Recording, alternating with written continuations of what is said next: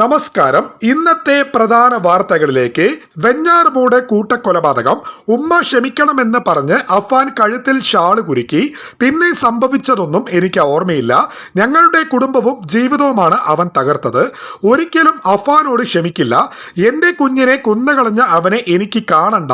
ദുഃഖവും നിരാശയും കലർന്ന ഭാഷയിൽ ഷെമീന കരഞ്ഞുകൊണ്ടാണ് ആ കറുത്ത ദിനത്തിൻ്റെ ഓർമ്മകൾ മാധ്യമങ്ങളോട് പങ്കുവച്ചത്. വെഞ്ഞാറമൂട് കൂട്ടക്കൊലക്കേസിലെ പ്രതി അഫാന്റെ മാതാവ് ഷെമീന തിങ്കളാഴ്ച കുറ്റിമൂട്ടിലെ പുനരധിവാസ കേന്ദ്രത്തിൽ വെച്ചാണ് സംഭവത്തെക്കുറിച്ച് പ്രതികരിച്ചത്. അഫാന്റെ ആക്രമണത്തിൽ പരിക്കേറ്റ് 1.5 മാസത്തോളം ചികിത്സയിൽ കഴിഞ്ഞ ഷെമീന ഇപ്പോൾ ആരോഗ്യസ്ഥിതി വീണ്ടെടുക്കുകയാണ്. ഏറെ നാളുകൾക്ക് ശേഷമാണ് ഇളയ മകൻ മരിച്ച വിവരവും മൂത്ത മകന്റെ ക്രൂരതകളും ബന്ധുക്കൾ ഷെമീനയെ അറിയിച്ചത്. കുറ്റിമൂട് സ്നേഹസ്പർശം സൈക്കോ സോഷ്യൽ റീഹാബിറ്റേഷൻ സെന്ററിലാണ് ഷെമീന ഇപ്പോൾ കഴിയുന്നത്.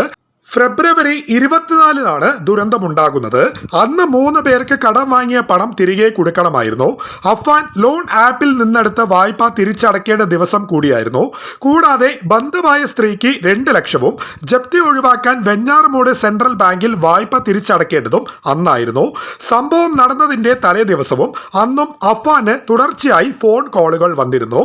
2 ദിവസവും അഫാൻ അസ്വസ്ഥനായാണ് പെരുമാറിയതെന്നും ഉമ്മ ഷെമീന ഇപ്പോൾ പറയുന്നു. സംഭവം നടക്കുന്ന ദിവസം വെഞ്ഞാറമൂട് സെൻട്രൽ ബാങ്കിൽ നിന്ന് മാനേജർ വന്നിരുന്നു. വായ്പ തിരികെ അടച്ചില്ലെങ്കിൽ എല്ലാവരെയും ഒരുമിച്ച് നിർത്തി ഫോട്ടോ എടുക്കുമെന്നും വീട് ജപ്തി ചെയ്യുമെന്നും ഭീഷണിപ്പെടുത്തുകയും ചെയ്തു. മാനേജറോട് കയർത്ത് സംസാരിച്ച അഫാൻ അവരെ മർദ്ദിക്കാനും തുനിഞ്ഞു. എന്നാൽ താൻ തടഞ്ഞതുകൊണ്ടാണ് സംഘർഷം ഒഴിവായത്. കുടുംബത്തിന് 25 ലക്ഷം രൂപയുടെ കടമുണ്ട്.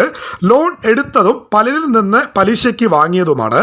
സാമ്പത്തിക ബാധ്യത വന്നപ്പോഴും കൂട്ടത്തോടെ ആത്മഹത്യ ചെയ്യണമെന്ന് മക്കളോട് പറഞ്ഞിരുന്നില്ല. വസ്തുക്കൾ വിറ്റ് കടം തീർക്കാമെന്ന് അഫാനോട് പറയുമായിരുന്നു.